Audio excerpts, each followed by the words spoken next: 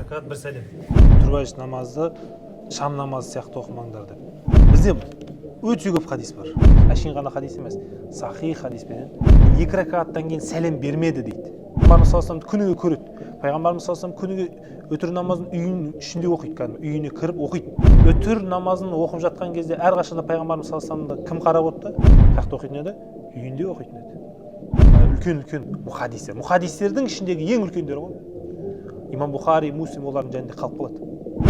Дәрісті біз қаяқта алуымыз керек? Кітаптан алуымыз керек, ютубтан емес. Ютубтан неше сәлемді тек қана соңында ғана беретін дейді. Осы хадиске Мәдина тұрғындарының барлығы осы хадиске амал жасаған. Би 34 ва 36 ва 80 ва 30 ва 10 ва 3 ولم يكن يتر بأكثر من اهدنا الصراط المستقيم صراط الذين أنعمت عليهم. Ана интернетте мысалға жүр ғой, жаңағы өтірбайыш намазды шам намазы сияқты оқымаңдар деп. Енді өтірбайыш намаз жайында хадистер жоқ деп келеді ғой. Бізде өте көп хадис бар. Яғни өтірбайыш намазының 3 ракағат екеніне және ешқандай бөлместен 3 ракағат қылып толығымен оқитын өте көп хадистер бар. Бұл кітап Иаляу Сунан кітабы Зафар Ахмад Усмани Ат-Таханави деген үлкен ғалым кісі жазған. Біздің бүткіл ғибадаттарымыз, яғни Абу Ханифа рахматуллахи алейхидің мазхабымен оқитын бүткіл ғибадаттарымыздың барлығы сахи хадиспенен дәлелденген мәселе кітаптар. Бұл кітап 29 томнан тұрады. Яғни сізде ана жақта біз тек қана құлшылықпен ғана шектеліп қалғанбыз ғой. Ана жақта мысалға сауда саттық бар, о жақта жаңағы келісім шарт бар, мысалы неше түрлі бизнес жасайтын болса, оның барлығы сахи хадис. Әшейін ғана хадис емес, сахи хадиспенен нестелген, бекітілген. Енді біз қазір неге келеміз? Бабул итар би талатин маусулатин ва адамил фасли байнахунна биссалам. 3 ракат өтір намазы, яғни үзбестен бір ғана сәлеммен, яғни 3 ракат кәдімгідей оқимыз, соңында сәлем береміз. Ва уджубул қаадати аля ракатайни анха. Және де 2 ракаттан кейін отырамыз кәдімгідей. 2 ракаттан кейін отырамыз да, сөйтіп 3-ші ракатын тұрып кәдімгідей жалғастырамыз. Яғни шам намазын қалай оқимыз? Тура сол сияқты оқимыз. Енді мен бұл жақта тек қана хадисін оқиын, шархын оқитын болсам өте көп. Енді біз тек қана хадисін оқысақ, соны өз бізге жеткілікті болады. Бірінші хадис. Айша радиаллаху анха. Айша радиаллаху анхадан жетеді. Анна Расулуллахи саллаллаху алейхи ва саллям кана ла юсаллиму фи ракатайл витри. Пайғамбарымыз саллаллаху алейхи ва саллям 2 ракат өтір намазында 2 ракаттан кейін сәлем бермеді дейді. Көрдіңіз бе? Осы жерде. Барлық мәселе осы жерде. Жаңағы бір уағызшы жаңағында айтыпты, 2 ракаттан кейін сәлем бересің, одан кейін 1 ракатты жеке оқисың деп келіпті. Айша анамыз айтып жатыр. Айша анамыз радиаллаху анха айтып жатыр. Пайғамбарымыз саллаллаху алейхи ва саллям күніге көреді. Пайғамбарымыз саллаллаху алейхи ва саллям күніге өтір намазын үйінің ішінде оқиды, кәдімгі үйіне кіріп оқиды. Айша анамыз күнделікті көреді. Сөйтіп Айша анамыз айтып жатыр, пайғамбарымыз саллаллаху алейхи ва саллям 2 ракат өтір намазында 2 ракат оқып болғаннан кейін сәлем бермеді дейді. Тағы да бір хадис келеді. Ибн Умар радиаллаху анху айтады, пайғамбарымыз саллаллаху алейхи ва саллям өтір намазын оқыған кезде 2 ракат оқып болғаннан кейін сәлем берді, одан кейін барып 1 ракатты бөлек оқыды, жеке оқыды дейді ғой.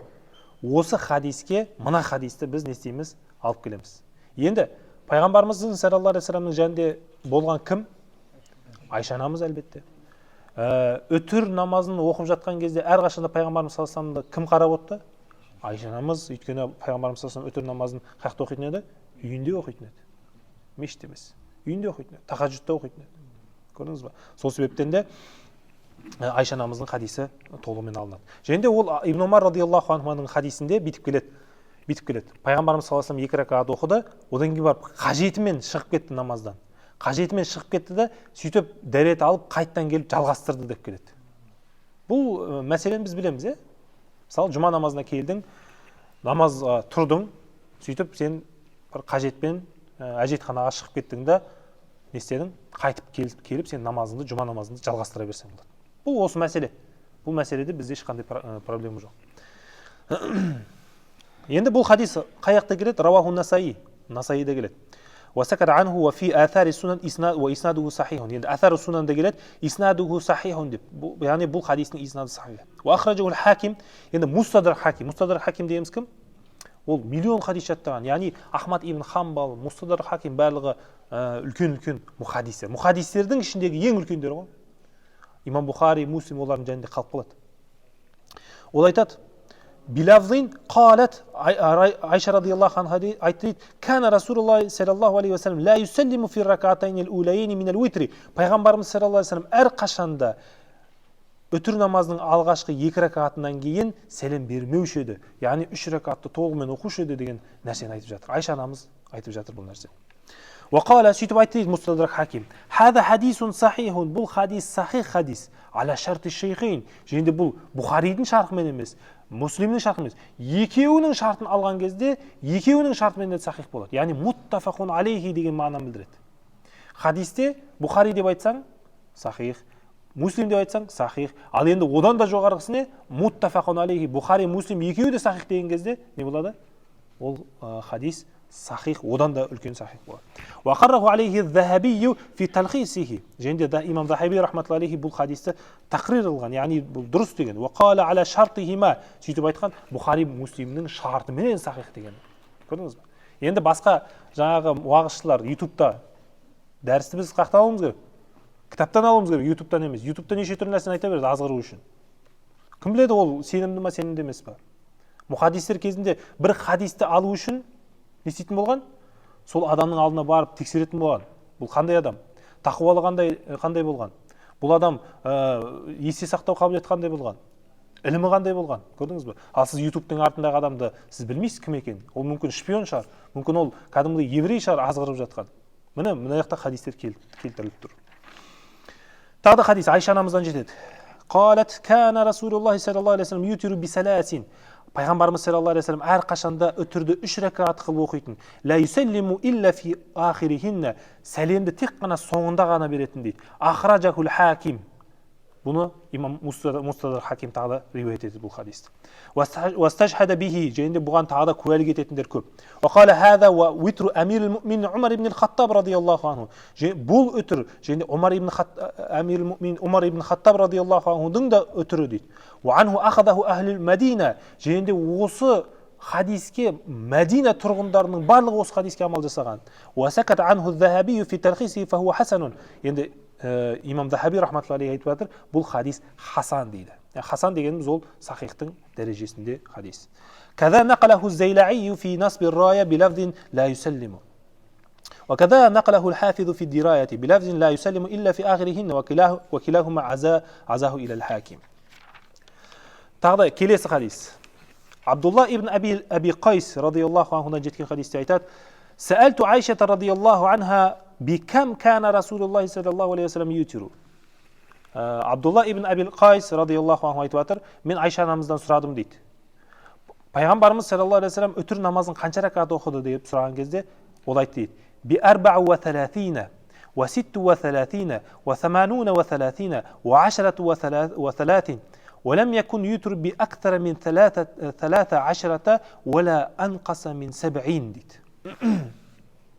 Сонда Айша анамыз айтты дейді: би 34 ва би 40 ва 30. 4 және 3 ракаттан оқитын еді дейді. Ва 60 ва 30. Яғни 4 ракат не? Алғашқы 4 ракат тахаджуд, одан кейін 3 ракат оқитын еді дейді. Ва 60 ва 30. 6 ракат тахаджуд оқитын еді, одан кейін барып 3 ракат үтір оқитын еді. Ва 8 ва 30. Және де 8 ракат тахаджуд намазын оқиды, сосын бар үтірді 3 ракат оқитын еді дейді. Ва 10 ракат не оқитын еді? Тахаджуд оқитын. Ва 30 және де 3 ракат үтір намазын оқитын еді дейді. Валам якун ютур би акthara min 13. Және пайғамбарымыз саллаллаху алейхи ва саллям 13 ракаттан артық оқымаушы еді дейді. Яғни тахаджуд намазын 10 ракатқа дейін оқыды, жеткізеді де, одан кейін барып 3 ракат не? Үтір важипті оқитын еді дейді. Вала анқаса мин 70, және де 7 ракаттан аз оқымаушы еді дейді. 7 ракаттан дегеніміз, яғни 4 ракат тахаджуд намазын оқисың, одан кейін барып 3 ракат не? Үтір важип намазын оқисың. Бұл хадис раваху Ахмад ва Абу Дауд ва Тахауи ва иснадуху хасанун аthar az-Sunan. Келесі хадис. عن عائشة رضي الله عنها أن رسول الله صلى الله عليه وسلم كان يوتر بثلاث ويقرأ في الركعة الأولى بسبح اسم ربك الأعلى وفي الثانية قل يا أيها الكافرون وفي الثالثة قل هو الله أحد وقل أعوذ برب الفلق وقل أعوذ برب الناس ورواه الطبراني دار قطني والطحاوي وحاكم وصححه آثار السنن. عمر عائشة намаздан жеткізеді хадисті радиаллаху анхума. Пайғамбарымыз саллаллаху алейхи вассалам әрқашанда үтірді 3 ракат оқитын еді. Бірінші ракатында саббих исма раббикал а'ланы оқитын еді. Екінші ракатында құл я айюхал кафируды оқитын еді. Үшінші ракатында құл хуаллаху ахад, құл а'уду бираббил фалақ, құл а'уду бираббин нас оқитын еді дейді. Бұл сүннет. Үтір намазында осыны оқысаңыздар, бұл сүннет. Үшеуінде оқитын еді. Уа деп келіп тұр. Үшінші ракатта 3 ракатта 3 сүрені оқитын еді дейді. Хадис осылай келіп тұр. Хадис осылай келіп тұр. Я үшеуін қатар оқыған. Хадис осылай келіп тұр, енді осылай оқысаңыздар болады. Бұл хадис Даруқутнида, Тахауида, Хакимда келеді. Және де сахахаху, бұны сахих деген. Асар сунанда сахих деген. وقال الحافظ في التلخيص الحبير قال العقيلي إسناده صالح ولكن حديث ابن عباس وأبي ابن أبي ابن كعب بإسقاط المعوذتين أصح дейді. Бұл хадистің иснады сахих дейді, солих дейді. Және де басқа хадистерде жаңағы құл аузу бираббил фалақ, құл аузу бираббин нас айтылмайды дейді. Тек қана құл хуаллаху ахад дейді. Осы хадис одан да асқан сахих дейді. Одан да асқан сахих. قال ابن الجوزي رحمة الله عليه أنكر أحمد ويحيى ابن معين زيادة المعوذتين. أحمد ابن حنبل және يحيى ابن معين жаңағы сіз айтқандай құл аузу бираббил фалақ, құл аузу бираббин насты оны жоққа шығарады. Яғни бұл хадисте келмейді деп айтады. Бұхари, Муслимнен басқа кітап оқымасаң, онда қалай үкім бересің? Басқа хадис кітаптарда жетеді ғой кітаптар. Басқа бір хадис жоқ сияқты әйтеуір бір хадисті алып алады да үтір уәжіп намазын, біздің оқып жатқан уәжіп болған намазымызды жоққа шығарып жатқан адамдарға осы хадистерді жеткізсек болады. Олар Бұхари және Муслимнен басқа ешқандай кітап ашпайды. Даруқутни бар ғой, Ахмад ибн Хамбалдың Муснад кітабы бар ғой, және Табаранидің кітабы бар ғой. Жетеді ғой хадистер. Мустадрак Хакимді аш, миллион хадис жатыр ол жақта. Келесі хадис, айта берсек хадистер көп. Абу Надр حدثنا محمد يعني ابن راشد عن يزيد بن يعفر عن الحسن البصري عن سعد بن هشام عن عائشة رضي الله عنها أن رسول الله صلى الله عليه وسلم كان إذا صلى العشاء دخل المنزل ثم صلى ركعتين أطول منهما ثم أوتر بثلاث لا يفصل بينهن رواه أحمد وإسناده يعتبر به آثار السنن. سعد ابن هشام Айша радиаллаху анхадан жеткізеді хадисті. Пайғамбарымыз саллаллаху алейхи вассалам құптан намазын оқып болғаннан кейін үйіне кіріп 2 ракағат сүннет намазын оқитын еді дейді. Сүннет намазын атуала минхума, ұзағырақ оқитын еді дейді. Сумма аутара, одан кейін бар пайғамбарымыз саллаллаху алейхи вассалам үйінде не оқитын еді? Үтір уәжіп намазын оқитын еді. 3 ракағат қылып. Ла яфсулу байнахунна, оны ешқандай бөлмей, яғни 3 ракағатты шам намазы сияқты оқитын еді дейді. Көрдіңіз ба? Келесі хадис, енді мына жақта көп екен айтылып жатқан. Хадистердің бәрін оқып шығайық. Сахих хадис.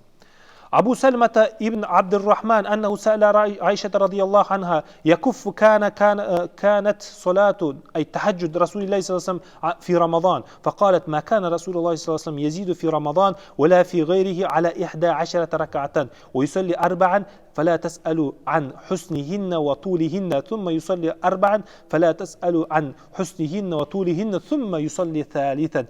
الحديث رواه البخاري ومسلم. Бұхари Муслимде келіп тұр ғой бұл хадис. Бір кезде Сәлма ибн Абдуррахман сұрайды Айша анамыздан. Айша анамыздан сұрайды. Пайғамбарымыздың саллаллаху алейхи вассаламның тахаджуд намазы, Рамазанда оқыған тахаджуд намазы жайында айтып берші дейді. Айша анамыз айтады. Пайғамбарымыз саллаллаху алейхи вассалам Рамазанда басқа да күндерде 11 ракаттан, 10 ракаттан асырмайтын еді дейді. ويصلي 4 одан бар 4 ракат оқитын еді дейді. فلا تسألوا عن حسنهن وطولهن. Және оның ұзақтығы, және оның қалай оқылатыны жайында айтылып жатқан жоқ бұл жақта. ثم يصلي 4 одан бар тағы да 4 ракат оқитын еді дейді. فلا تسألوا عن حسنهن وطولهن. Пайғамбарымыз саллаллаху алейхи ұзақтығын, қаншалықты ұзақтығы жайында айтылып жатқан жоқ бұл хадисте. Қазір айтатын болсақ, одан сайын ұзақ кетеді бұл хадис. ثم يصلي ثلاثا, сөйтіп пайғамбарымыз саллаллаху алейхи 3 ракат оқитын еді. Көрдіңіз бе? Үтір уажип намазы жайында 3 ракат Бұхари Муслимде келіп тұр. Бұның шарықтары көп екен. Ан Ибн Аббас радиаллаху анхума. Басқа сахабадан, жаңа Айша анамыздан жеткен сахабалар, хадистер. Аннаху рақада инда Расулиллахи саллаллаху алейхи ва саллям. Пайғамбарымыз саллаллаху алейхи ва саллям жанында Ибн Аббас радиаллаху анхума бір кезде не істеді? Жаңында ұйықтап жатқан еді, яғни қызметте. Фастайқада фатасауака. Сөйтіп пайғамбарымыз саллаллаху алейхи ва саллям оянды, тісін мисуакпен жуды дейді. Ва тавадда, сөйтіп не істеді? Дәрет алды. Ва хуа яқул, сөйтіп айтты: "Инна фи халқис самауати вал ард." Осы аятты оқыды дейді. Хатта хатама сура, осы сүрені біткенше оқыды дейді. Сумма қама, сөйтіп тұрды, фасалла ракатайн, 2 ракат оқыды. Фаатала фихима ал-қиям ва руку ва суджуд. Ол 2 ракаттың ішінде қиямды да, рукуқты да, сәждені де ұзақ оқыды. Сумма инсарафа, сөйтіп кетті дейді. Фанама, барып ұйықтады дейді. Хатта нафаха, ұйықтады дейді. Сөйтіп қайттан тұрды. Сумма фаала залика 3 маррат. Сөйтіп бұл нәрсені 3 рет қайталады дейді. Яғни 6 ракат оқыды дейді тахаджуд намазын. Тахаджуд намазын сонда пайғамбарымыз саллаллаху алейхи ва саллям бір ұйықтап қайттан тұрып, бір ұйықтап қайттан тұрып, бір ұйықтап қайттан тұрып, сөйтіп оқитын еді дейді. Біз ана әйелдеріміз бала қарайды ғой түнде, бала жылайды түнде, солай оқитын еді дейді пайғамбарымыз саллаллаху алейхи ва саллям. Куллу залика ястаку ва ятавадда ва яқрау хаулай ал-аят. Әр тұрған сайын осы мисуакпен тісін тазалап, дәрет алып, және жаңағы аятты оқып тұратын еді дейді. Көрдіңіз бе? Мисуак деген нәрсені қолданыңыздар. Мисуак деген өте үлкен сүннет бұл. Пайғамбарымыз саллаллаху алейхи ва саллям ешқашанда тастамаған. Өлер сәтінде де Абу Бакр радиаллаху анху мисуакты тістеп, мұжып, не істеп беретін пайғамбарымыз саллаллаху алейхи ва саллямға? Абу Бакр радиаллаху анху да істейтін. Жібітіп беретін. Айша анамыз да жібітіп беретін. Көрдіңіз бе? Пайғамбарымыз саллаллаху алейхи ва саллям тісін жууға өте қатты мән беретін еді дейді. Сумма аутара би салатин. Сөйтіп пайғамбарымыз саллаллаху алейхи ва саллям 3 ракағат өтір намазын оқитын еді. Әл-хадису раваху Муслим. Бұл Муслимде келеді бұл хадис. Жаңа не уподавляйте уйтр мағрибам деп келеді осы сөздер. Қазір мен сіздерге көрсетем.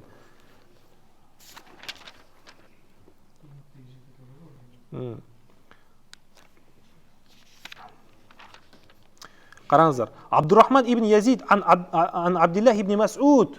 Абдулла ибн Мас'удтан жетеді радиаллаху анху. Қала: "Әл-уитру саласин." Өтір ол 3 дейді. 3 намаз дейді. Ка уитрин нахар. Күндізгі өтір сияқты дейді. Салатул мағриб. Мағриб намазы сияқты дейді. Көрдіңіз бе? Яғни өтір намаз ол мағриб намазы сияқты деп. Мына осы жақта келіп жатыр хадис. Раваху Тахауи. Бұл хадисті имам Тахауи рахматуллахи алейхи риуаят етеді. Иснадуху сахихун. Және бұл хадистің иснады сахих. Осымен бізге жеткілікті болар, Анас радиаллаху анхудан жетеді. Әл-уитру саласу ракаатин. Уитр ол 3 ракағат. Ва кана ютру би саласи ракаатин. Пайғамбарымыз саллаллаху алейхи ва саллям 3 ракағат уитр оқыған дейді. Хадисті қазір айта беретін болса өте көп, осының өзі бізге жеткілікті болады. Жаңағы ютубтағы видео ол дұрыс емес ол. Оны айтып тұрған тек қана бір ғана хадис. Енді салыстырыңыз. Қаншама хадистер, бір ғана хадис. Қайсына амал жасайсыз? Әлбетте көпшілікке амал жасайсыз.